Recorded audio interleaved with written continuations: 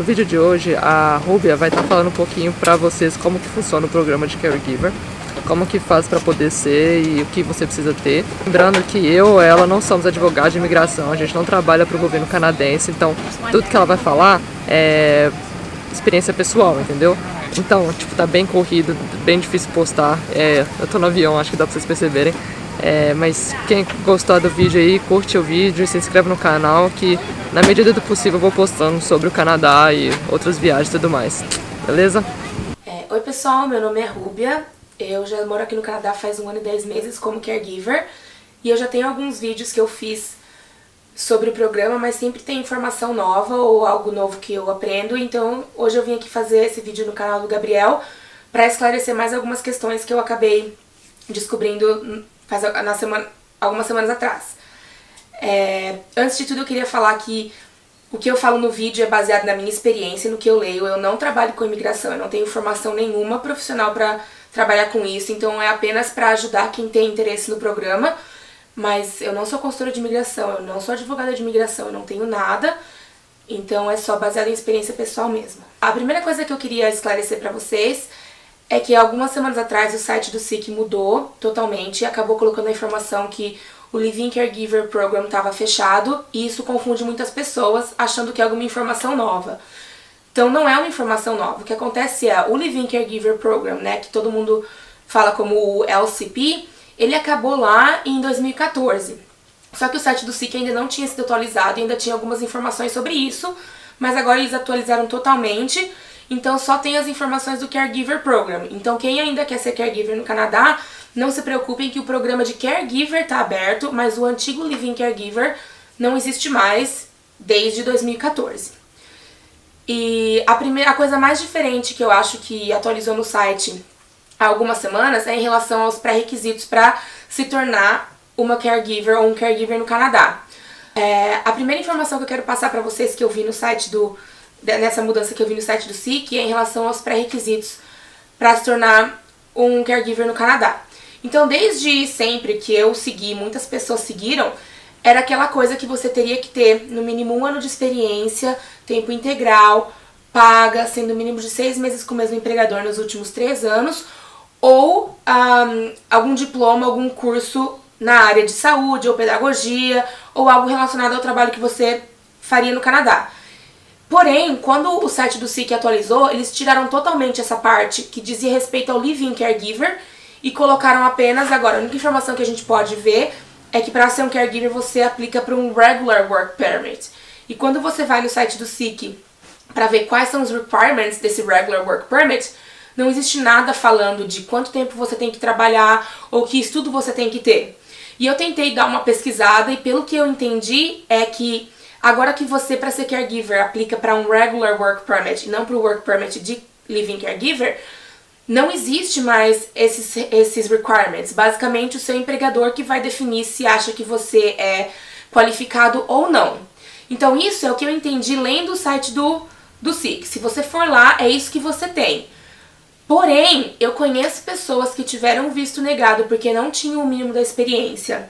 Então, eu não sei dizer para vocês o que tá valendo ou o que não tá, mas essa é a informação que eu consigo ver agora no site do SIC, eu e todo mundo. Se vocês forem lá, vocês vão ler isso também.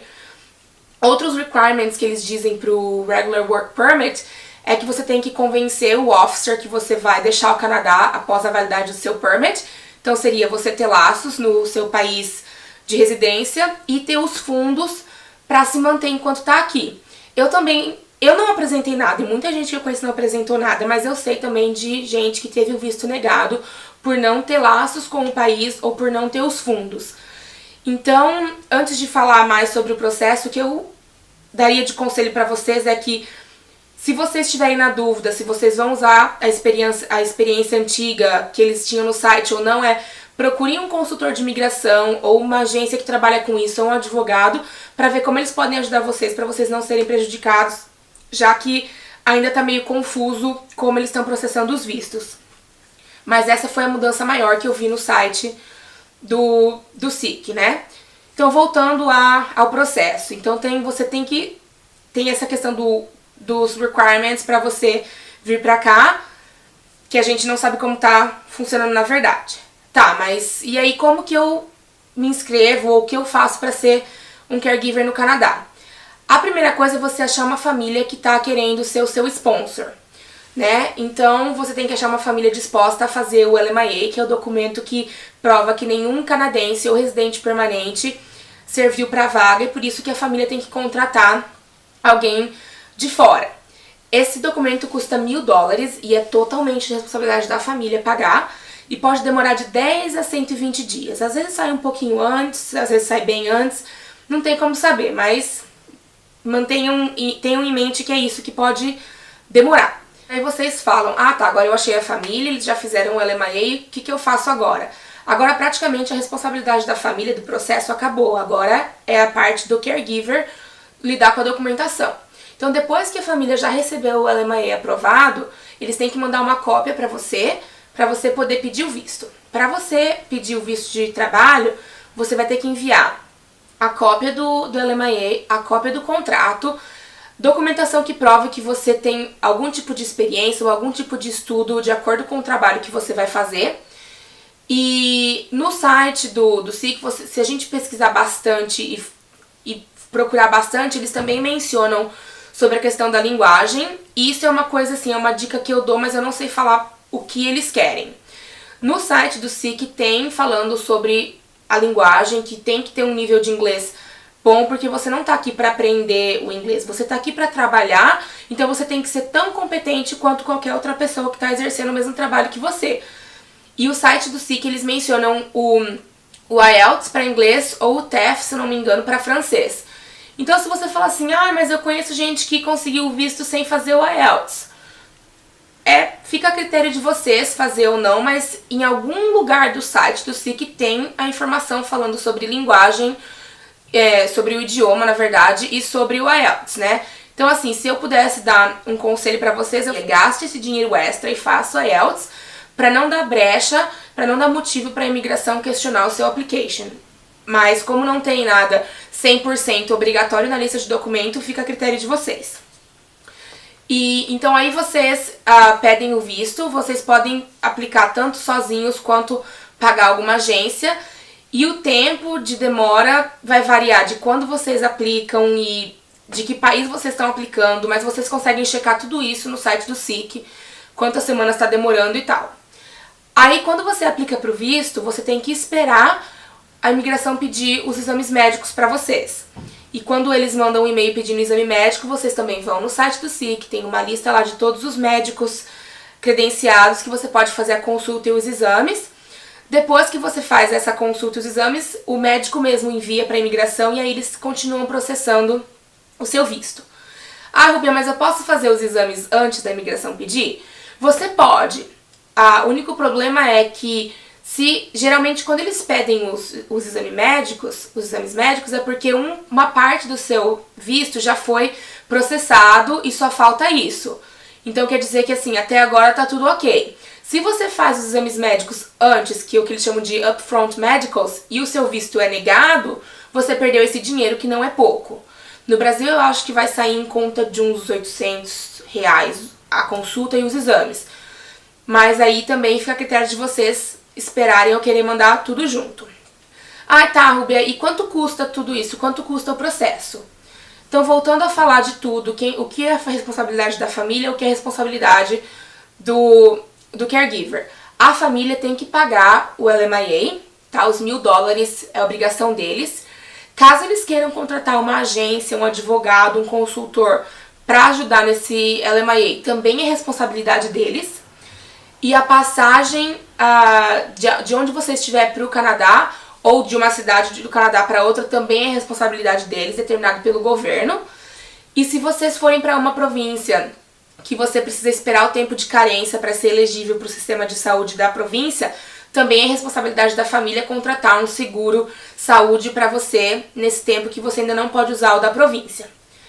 E tá, isso é a família. Quais são as nossas responsabilidades como caregiver? A sua responsabilidade é pagar o seu visto, pagar o curso de inglês, pagar o exame de inglês ou de francês, quaisquer traduções que vocês precisem também é responsabilidade de vocês. Os exames médicos também é nossa responsabilidade. E caso vocês decidam usar uma agência, um consultor de imigração ou advogado para ajudar vocês, ou um despachante para ajudar vocês a pedir o visto, também é responsabilidade nossa. Eu não sei hoje em dia quanto seria tudo isso, mas na minha época, em 2015, com tudo isso eu gastei R$2.500. Isso era julho de 2015. Então agora deve estar um pouquinho mais caro, mas não é nada muito absurdo. Agora, para saber como que vocês acham família.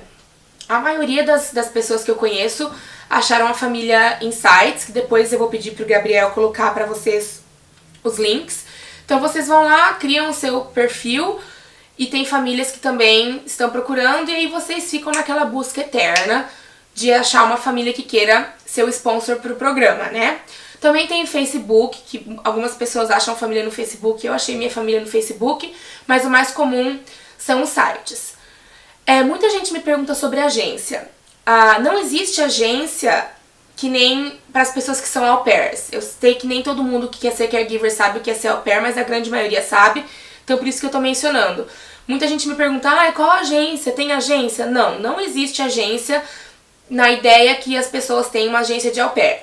Mesmo que exista agências que fazem essa ponte entre a família e o caregiver, eles não podem cobrar nada da caregiver para ter esse placement fee. Eles não podem cobrar uma placement fee para achar a família para caregiver. É ilegal. Eu não sei se é ilegal em todas as províncias, mas na maioria delas é ilegal a agência cobrar placement fee da caregiver. Eles podem cobrar da família se eles quiserem, mas de nós eles não podem cobrar. Então fiquem atentos a isso. Mas é basicamente isso, é você procurar e dar sorte, porque não tem muito jeito, não tem muita coisa pra fazer como achar família. Tem que ficar na busca. Tem gente que acha em um dia, tem gente que procura por 1 ano e meio e desiste. Então é muito relativo quanto tempo vai demorar. Mas uma coisa que eu tenho que falar é que o processo assusta muito as famílias, porque é um processo caro, é um processo demorado e é muito incerto. Porque se eles pedem o LMIA e é negado, eles perderam $1.000. Se eles pedem o LMIA, é aprovado e o visto do caregiver é negado e a pessoa não pode vir, eles perdem esse dinheiro. Se tudo dá certo, o LMIA é aprovado, o visto é aprovado, passagem é paga, o caregiver chega aqui e não deu certo, quer trocar de família, todo o investimento que a família fez é perdido porque eles não recebem nada de volta. Então é uma coisa que assusta muito as famílias. E hoje em dia o processo todo tá demorando, vou dizer, de uns 5 a uns 7, 8 meses para quem tá aplicando do Brasil. Então essa demora também assusta muito as famílias. Mas tem família contratando, só tem que ser persistente mesmo e ficar atrás. Outra coisa que é importante, que muita gente quer saber, é sobre o salário. O salário também é uma coisa muito relativa, porque vai depender da província que você mora, de quanto a sua família paga pra você e de como são as taxes de cada província. Então, uma coisa que eu posso afirmar pra vocês é que a família não pode pagar menos que o salário mínimo de cada província por hora, e a família também tem que respeitar como é o funcionamento da hora extra de cada província. Vocês podem tentar com a família, às vezes, eu sei que tem caregiver que faz um agreement diferente sobre hora extra ou alguma coisa assim, mas vocês têm que saber que é direito de vocês receber hora extra de acordo com cada província. Todas essas informações não tem como eu passar pra vocês porque vai mudar muito de província pra província, mas isso tudo vocês podem achar online, mesmo se vocês quiserem saber como funciona. Eu geralmente ponho no Google Leis Trabalhistas Ontário, Leis Trabalhistas British Columbia, e aí dá pra vocês terem uma ideia de como funciona. Mas eu vou dar um exemplo pra vocês sobre aqui em British Columbia, porque é onde eu moro e o que eu sei dizer. Então aqui o salário mínimo aumentou na última quinta-feira, dia 15 de setembro, e hoje o salário mínimo é R$11,35 por hora. E a família é obrigada a pagar hora extra a partir de 40 horas por semana. E essa hora extra vale uma vez e meia o valor da hora do salário mínimo. Então, por exemplo, até 40 horas por semana você vai ganhar R$11,35 e depois disso você vai ganhar $17 por hora. Eu ainda não fiz as contas, mas eu acho que pra quem trabalha 40 horas por semana recebendo o salário mínimo, vai dar uns 1.500, um pouquinho mais, $1.500 depois dos impostos. Ah, Rubia, tem imposto? Tem, e não é pouco e não é opcional. todo mês a família vai passar o seu salário já com os impostos retirados, porque é a obrigação do seu empregador repassar os impostos para o governo. Então fiquem atentos a isso também. Não é você que tem que pagar os impostos, é o seu empregador. Eles já tiram do nosso salário o dinheiro que tem que pagar. Quais são esses impostos, né? Que são as taxas que todo mundo fala. Se eu não me engano, isso vai valer para quase todas as províncias, mas eu vou falar o que eu sei daqui de British Columbia. Então a gente paga o imposto provincial, a gente paga o imposto federal, a gente paga o Employment Insurance e a gente paga o Pension Plan, que eu acho que o Employment Insurance seria o seguro-desemprego em alguns casos, ou se você se machucar ou algo do tipo. E o Pension Plan eu acho que seria similar ao INSS do Brasil, mas eu não sei dizer 100% de certeza. Mas são esses 4 impostos que nós pagamos todas as vezes que nós recebemos o salário. Então vai ser, acho que em torno de uns 300 e poucos dólares por mês que a gente não perde, mas que a gente paga de imposto. Para quem foi au pair nos Estados Unidos vai sentir um pouco de diferença aqui, porque geralmente o pagamento aqui é quinzenal. A cada 2 semanas você recebe o seu salário. Eu acho que você pode escolher receber mensal, mas eu não conheço nenhuma caregiver que recebe mensal ou semanal. Eu acho que não é comum, mas geralmente é a cada 2 semanas. Mas assim, Ruben, mas eu não quero ganhar salário mínimo, eu posso pedir mais? Pode, é seu direito conversar com a família, mas nem sempre as famílias estão dispostas a pagar mais que o salário mínimo. Mas uma coisa que acontece aqui é que as famílias é permitido pedir limpeza para caregiver. Então assim, se você cuida de 2, 3 crianças, tem que fazer a limpeza pesada da casa, tem que cozinhar, tem que fazer isso, tem que fazer aquilo, é interessante você tentar pedir mais que o salário mínimo, porque você está fazendo muitas tarefas. A família pode escolher pagar mais ou não, mas aí vai de você aceitar cuidar de 3 crianças, limpar uma casa inteira, cozinhar para 7 pessoas, lavar roupa de 7 pessoas, 8 pessoas e ganhar salário mínimo. Vai de vocês o quanto vocês estão dispostos a aceitar do que a família quer pagar, mas eu acho que tentar negociar se você cuida mais de uma criança ou faz limpeza da casa é sempre uma boa ideia. Como eu disse, é sempre válida a negociação, mas geralmente por causa do dinheiro que a família investe para trazer o caregiver para cá, nem todas as famílias estão dispostas a pagar mais que o salário mínimo. E tenham em mente que é permitido sim pedir limpeza pesada, assim, de passar aspirador, de passar pano, de limpar banheiro, isso é permitido, tá? Então, pra quem foi au pair nos Estados Unidos, principalmente, vai falar, mas é só coisa relacionada às crianças. Não, aqui é permitido pedir todo e qualquer tipo de limpeza, vai de você aceitar mesmo o que a família tá oferecendo. E outra dica que eu dou eu sei que tem muita gente querendo vir e acaba aceitando qualquer coisa que a família propõe, mas pensem bem, porque 2 anos não passa tão rápido quanto a gente acha que passa. E trocar de família não é tão simples quanto a gente acha que é. Eu vou explicar sobre isso um pouquinho mais pra frente. Mas assim, tenham certeza que vocês fechem com uma família que pelo menos atende às expectativas de vocês. Por mais que muita gente queira vir, a nossa sanidade mental também é importante. Ainda falando sobre o salário, às vezes a família quer pagar o minimum wage, mas ela pode oferecer outros benefícios para vocês. Por exemplo, em British Columbia, se eu não me engano, é a única província que o plano de saúde do governo é pago, que é o que a gente chama de MSP. Então, algumas famílias podem pagar o salário mínimo, mas podem oferecer para pagar o MSP, ou você pode pedir para eles pagarem. Ou se vocês vão se locomover de ônibus, vocês podem pedir para a família pagar o passe mensal do ônibus. Ou vocês podem tentar negociar o celular, porque isso não é obrigação da família. Aqui, não é que nem nos Estados Unidos, por exemplo, que é comum a família dar o carro para au pair, ou é comum a família pagar o celular, ou é comum a família pagar mais alguma coisa. Aqui eles não têm a obrigação de pagar nada, e é bem mais raro eles oferecerem o carro para caregiver do que oferecem para au pair, por exemplo. Então é tudo questão de negociar. Se você vai andar de ônibus, tenta ver se eles não pagariam o passe, tenta ver se eles não pagariam o seu celular, tenta ver se não pagaria o plano de saúde se você vem pra BC. E tenta ver como é o transporte, porque aqui no Canadá Pra quem vem dos Estados Unidos é bem parecido, assim. Fora dos grandes centros, transporte é praticamente inexistente e tem bastante área rural aqui também. Então, na hora que for conversar com as famílias, é importante conversar pra vocês também saberem se vocês vão conseguir se locomover, especialmente nos lugares que faz muito frio e neva bastante. Ah, tá bom, Ruby, então eu cheguei no Canadá, mas não deu certo com a família, eu quero trocar de família, como que acontece? É só eu começar a trabalhar pra outra família? Não, e é exatamente por isso que eu mencionei que a troca de família não é tão simples quanto muitas pessoas pensam. Pra quem é au pair sabe que tem o famoso rematch, que não deu certo com a família, você tem lá 2 semanas, 1 mês, dependendo de onde você é au pair, pra achar outra família, é só empacotar as coisas e ir embora.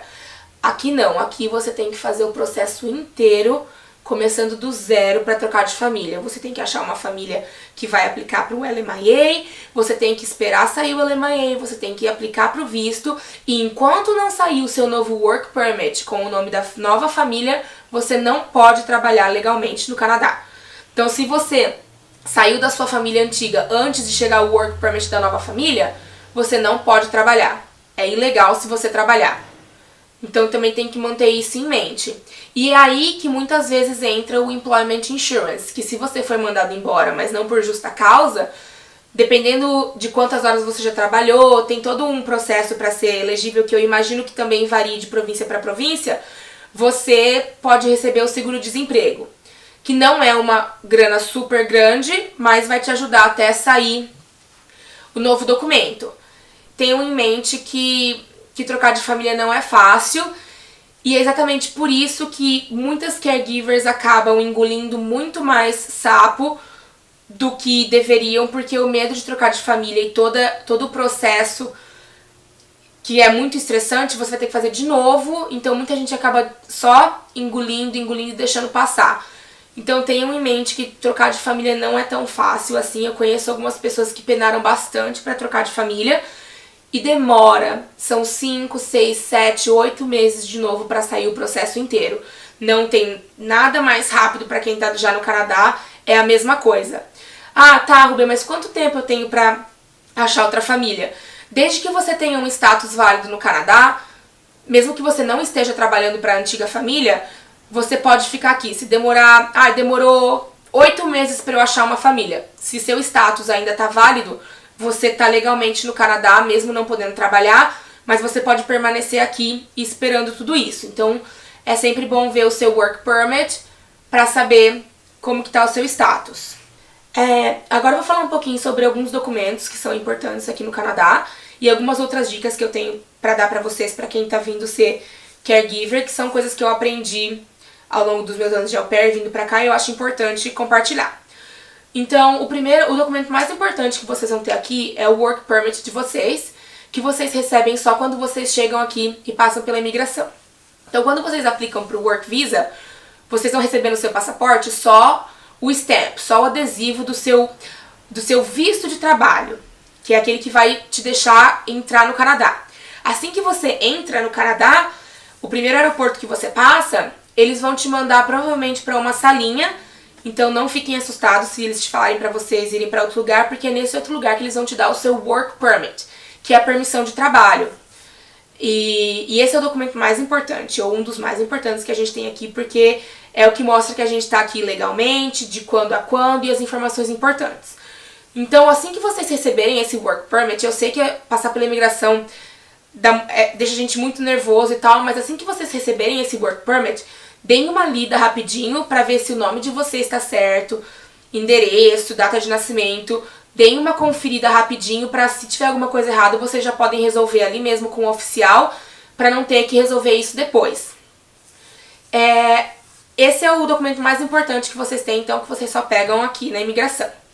Depois disso, vocês têm que tirar o SIN, que é o Social Insurance Number, que seria equivalente ao nosso CPF do Brasil ou ao Social Security Number dos Estados Unidos, que é o que vai identificar vocês para o governo na questão de salário, de impostos e tudo isso. Então vocês têm que ir no Canada Service, levar o passaporte, o Work Permit e o contrato. Eu levei tudo que eu tinha, na verdade. E aí eles dão para você, e também esse número, se eu não me engano, é só o banco e o seu empregador que pode ter acesso a esse número, não é pra você pra vocês darem pra qualquer pessoa, porque se esse número cair em mãos erradas, é uma dor de cabeça sem fim. Então esses 2 documentos, Work Permit e o SIN, guardem as 7 chaves, não andem de forma alguma com isso, tirem cópias pra, se der algum problema, vocês terem os números importantes. Outros documentos importantes você conseguir a sua ID ou a sua Driver's License. Então, mas isso vai variar muito de província, ou se você quer tirar a Driver's License, ou se você só quer tirar uma ID. Mas, com certeza, se vocês colocarem no Google ID e a província, vocês acham logo o site do governo pra saber as informações. Eu não vou ficar falando tudo aqui, porque eu não sei as informações de todos os lugares. Então, só pra vocês saberem que tirar a ID ou a Driver's License é importante pra vocês não terem que ficar andando com o passaporte. Outras coisas importantes, lógico, são abrir a conta do banco ou fazer um plano de celular, mas tudo isso é secundário. O mais importante mesmo é você fazer o Work Permit e o SIN, e também vocês irem atrás de como é que vocês recebem o cartão do plano de saúde da província. Aqui em British Columbia, assim que você chega, você tem que enroll, né? Você tem que preencher o papel e enviar para o governo, porque demora uns 2, 3 meses para ser processado, e aí você recebe o cartão, mas eu não sei como funciona nas outras províncias, então isso vocês têm que pesquisar, dependendo para onde vocês vão. Outras dicas que eu tenho para dar para vocês primeiro tenham sempre certeza de quais são os seus direitos e os seus deveres no Canadá. Não tenham medo de falar para a família se eles estão te pagando errado, ou se eles não estão pagando hora extra, ou se eles não estão cumprindo alguma coisa. Não tenham medo de procurar ajuda sempre que vocês precisam, porque acontece muito da família tirar vantagem ou abusar, porque sabe como a gente tá vulnerável aqui e como a gente precisa deles. Então, não tenham medo de pedir ajuda. É importante para vocês saberem onde vocês podem ir em caso de problema, esse tipo de coisa. Outra dica muito importante assim que vocês chegarem aqui, tentem conhecer pessoas e fazer amizade e ter uma pessoa que pode te socorrer numa emergência, porque se tudo der errado e você for mandado embora, você não tem uma LCC ou você não tem a agência para te acolher, que nem acontece com a au pair. Se a família te botar no olho da rua, você tá literalmente na rua. Não tem nada, o governo não vai fazer nada pra você, o governo não tem nada pra abrigar temporary foreign workers que foram mandados embora. Então isso é uma dica que eu falo, façam amizades ou tenham contato de pessoas que podem te ajudar, ou tenham um dinheiro extra guardado para uma emergência se você precisar pagar um hotel por algumas noites, se você precisar comprar um voo para algum outro lugar porque você tem uma amiga em outra província. Então essas dicas são muito importantes. Conhecer alguém que pode te socorrer e ter um dinheiro guardado, porque mesmo estando aqui legalmente, o governo não oferece nenhuma assistência nesse caso. Então é muito importante. Bom, agora que eu já expliquei um pouquinho do processo e algumas coisas que eu queria falar sobre o programa aqui, eu vou falar sobre aplicar para residência permanente, né, que é o que muita gente tem interesse. Nos outros vídeos que eu fiz, eu sempre acabava explicando como era o programa anterior e como é agora, mas hoje eu vou falar só sobre como é agora, porque quem tá aprendendo agora sobre o programa de Caregiver, não interessa como era no passado, porque não afeta nada. A primeira coisa que eu esqueci de falar no começo é que a maior mudança quando o Living Caregiver acabou e começou o Caregiver é que não existe mais a obrigação de ser Live-in. Você pode ser Live-out sem problema nenhum, e aí vai de você negociar o salário e tudo mais. De novo, a família não é obrigada a pagar mais que salário mínimo, mesmo você sendo Live-out, mas fica a critério de vocês negociar. Então, sobre a residência permanente. Você precisa completar 24 meses de trabalho full-time no Canadá. Não importa quantas famílias você teve, desde que seja 24 meses de trabalho. Ah, mas eu fiquei 8 meses esperando o meu Work Permit. Você perdeu esses 8 meses. Se você não estava trabalhando legalmente nesses 8 meses, você não pode usar. Então, ao invés de você pedir o seu PR com 24 meses no Canadá, você tem que adicionar esses 8 meses. E esses 24 meses têm que ter sido completados nos últimos 4 anos. Então, se você chegou aqui em 2011 e tá terminando, ou mudou de família, alguma coisa assim, você só vai poder usar 24 meses nos últimos 4 anos. Então, de 2014, de 2013 a 2017, por exemplo. Então, tem que ser 24 meses nos últimos 4 anos. Além disso, existe o que eles chamam do Education Requirement, que tem que ser pelo menos 1 ano numa instituição de ensino pós-secundário no Canadá ou equivalente. Então, se você não tem um diploma no Brasil, você vai ter que estudar no Canadá. Ah, mas eu posso estudar com visto de trabalho? Não, você não pode. Mas você vai ter que pedir um study permit e você vai ter que achar uma forma de completar esse Education Requirement no Canadá, porque se você não completar isso, eles nem aceitam o seu application para residência permanente, porque é um dos requirements. Ah, eu estudei 4 anos e meio, mas a minha faculdade era 5 anos. Eu posso usar? Não, porque quando você for fazer a equivalência, os órgãos que fazem a equivalência de diploma, de curso, só faz com curso concluído. Então, se você estudou 4 anos e meio, mas não concluiu, não pegou o diploma, não vai servir. Ah, tá, mas eu fiz minha faculdade, tranquilo, o que eu tenho que fazer? Você tem que ir no site do SIC e eles têm algumas instituições que eles reconhecem que fazem essa equivalência. A mais famosa, se eu não me engano, é o WES, né, que muita gente fala. Então aí você tem que fazer o seu Education Assessment por uma dessas instituições, que eles vão ver o seu diploma no país que você tá, qual é a equivalência dele aqui no Canadá. Então, às vezes, uma faculdade de 4 anos no Brasil vai ser equivalente a uma faculdade de 2 anos no Canadá. Mas aí tranquilo, porque eles pedem mínimo de 1 ano. Eu já tentei ligar no SIC, eu já tentei pesquisar, mas ainda eles não souberam me passar muitas informações concretas. A pessoa com a qual eu falei disse que não importa se é um certificate, um diploma ou um degree, não importa se é online ou presencial, desde que você consiga o papel de conclusão do curso. Então, o que eu posso indicar para vocês é, quando vocês chegarem aqui, se vocês não têm esse Education Requirement e vão precisar estudar, liguem no SIC, procurem advogado de imigração ou consultor ou advisor das escolas e tentem entender o que serviria para esse Education Requirement. Lembrando que muita gente quer estudar ainda enquanto é caregiver, porém, aí, enquanto você estuda, enquanto você ainda tá aqui temporariamente, você na maioria das vezes vai pagar 3 vezes mais do que um canadense paga. Então, às vezes, se você já tem o seu diploma e tal, mas você quer muito estudar, às vezes vale a pena esperar o seu PR e pagar menos do que pagar tanto para estudar enquanto é caregiver. Outra coisa é, a família não tem que facilitar em nada o seu schedule para você estudar, porque você tá aqui para trabalhar, não para estudar. Não é um intercâmbio cultural, não é um intercâmbio de trabalho e estudo como au pair. Você tá aqui para trabalhar, esse é o seu foco. Se você quer estudar, a família não tem que falar, mas a minha família não me ajuda.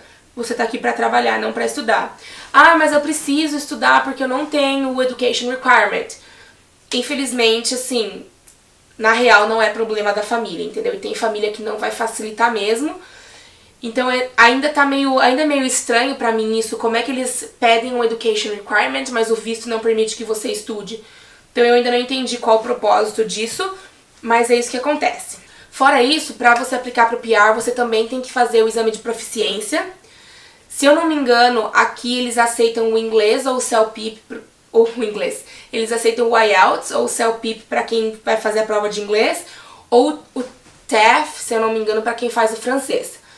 A nota não é muito alta, eu não lembro agora de cabeça, mas eu posso pesquisar depois. Mas a nota não é muito alta, nem pro IELTS, nem pro CELPIP, mas a contagem é diferente, então eu não lembro muito bem. Mas tem que fazer. Outra coisa é que vocês têm que fazer os exames médicos novamente para residência permanente, mesmo para quem já fez pro visto. Tem que fazer de novo aqui no Canadá. Se eu não me engano, sai em torno de uns 300, 350 dólares tudo. Mas são essas 4 coisas: o trabalho, o education, o inglês e os medicals. Ah, Rubia, mas pode acontecer da residência permanente ser negada? Pode sim. Não é muito comum. Pra falar a verdade, eu não conheço muitas pessoas. Pessoalmente, eu não conheço ninguém que teve o PR negado até agora. Mas eu já conheço muitas histórias. Mas as histórias que eu conheço são geralmente por conta de problemas médicos. Porque se você tem alguma condição que vai custar muito dinheiro pro governo ou alguma coisa do tipo, eles negam o seu PR porque eles não querem bancar isso. E também vocês sabem que quando vocês aplicam pro PR, se vocês são casadas ou têm filhos, essas pessoas são seus dependentes.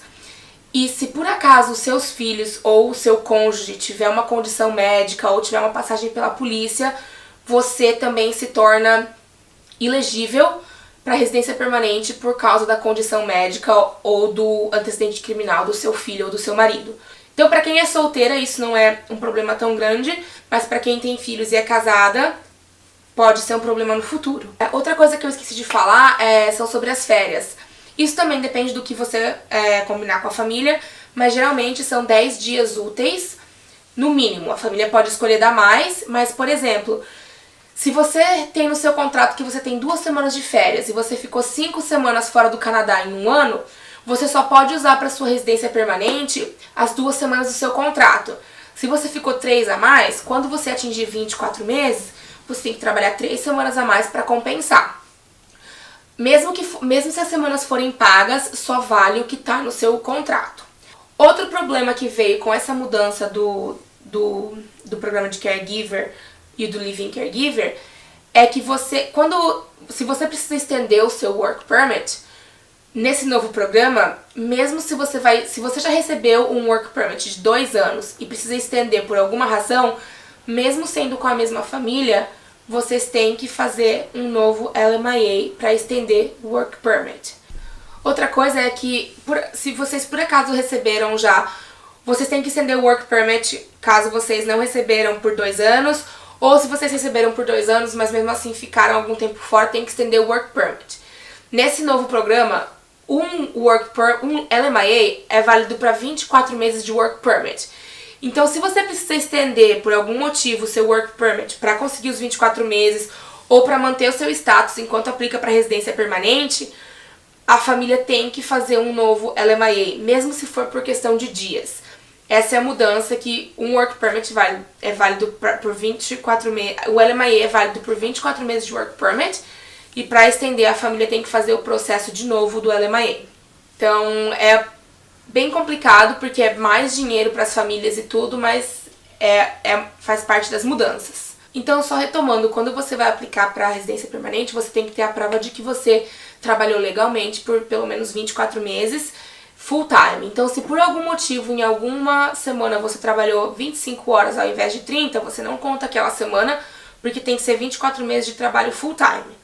Então, você precisa da comprovação dos meses, do Education Requirement, do exame da proficiência de idioma e dos exames médicos. Tudo isso você preenche os forms, se eu não me engano são acho que umas 15 páginas de formulários para preencher para o PR, e você manda tudo. E hoje em dia, setembro de 2017, tem demorado, o governo diz que está demorando 2 meses para sair o PR no programa de caregiver, mas eu já vi gente recebendo com uma semana e meia. Então tá sendo bem rápido para processar o PR no novo programa, o que é uma coisa bem positiva em relação ao programa antigo. Uma coisa que eu acabei não mencionando no começo, e como eu mencionei, falei muito sobre au pair, as pessoas podem achar que caregiver é só para cuidar de criança, mas não é. O programa de caregiver ele tem dois streams, né? Que é o Caring for Children Pathway, que é para cuidar de criança, e o Caring for People with High Medical Needs, que é para idosos e necessidades especiais. Então eu acabei só mencionando sobre au pair e tal, mas só para deixar claro que o caregiver não é só para cuidar de crianças, pode também ser idosos ou necessidades especiais, tudo depende do que você escolhe fazer aqui. Agora que eu mencionei isso, quando você vai aplicar para o PR, você tem que escolher um dos 2 pathways, ou Caring for Children ou Caring for People with High Medical Needs. Então vamos supor que eu cuidei 1 ano de criança e 1 ano de idoso. Eu não posso usar isso, você tem que trabalhar 24 meses num único pathway. Então, ou você tem que trabalhar 24 meses só com crianças, ou 24 meses só com people with high special needs. Você não pode combinar, você não pode misturar os 2. Então tem que ser ou um ou outro. Outra coisa que muita gente quer saber é sobre trazer a família. Mesmo sendo um visto de trabalho regular, o caregiver acaba entrando no que eles chamam de low wage professions ou low wage alguma coisa. Então você não tem o direito de trazer o seu marido e os seus filhos enquanto você está trabalhando como caregiver. Não agregado ao seu visto. Se eles quiserem tirar o visto de turista, vir passar um tempo com você puder bancar todo mundo, aí é outra história. Mas eu digo que por você ter o visto de trabalho, eles não têm direito a visto nenhum enquanto você é caregiver. Porém, assim que você aplica para residência permanente, você aplica para todos eles também e todo mundo recebe junto e vira residente permanente no Canadá. Bom, pessoal, acho que era isso. Eu espero que tenha ficado claro como funciona o programa aqui. Novamente, eu queria reforçar que eu não trabalho com imigração, eu não sou profissional. É tudo baseado na minha experiência, no que eu leio. Então, se o meu processo foi assim, não quer dizer que o seu vai ser. Então, se vocês tiverem mais alguma dúvida, sempre procurem o site do SIC, ou um consultor de imigração, ou um advogado, um profissional na área para responder, porque o que está aqui é experiência pessoal. Se vocês tiverem alguma dúvida ou alguma coisa não ficou claro, deixem nos comentários que eu e o Gabriel a gente pode tentar responder para vocês. E também o Gabriel vai colocar aqui o link do grupo de caregivers brasileiras e o outro grupo de caregivers internacionais, que tem também muita informação lá e vocês podem trocar experiência com vocês podem ver a experiência de outras pessoas. E eu espero que vocês tenham gostado. E também vejam os outros vídeos do canal do Gabriel, porque ele tem vídeos muito bacanas e eu acho que vocês vão gostar. Obrigada!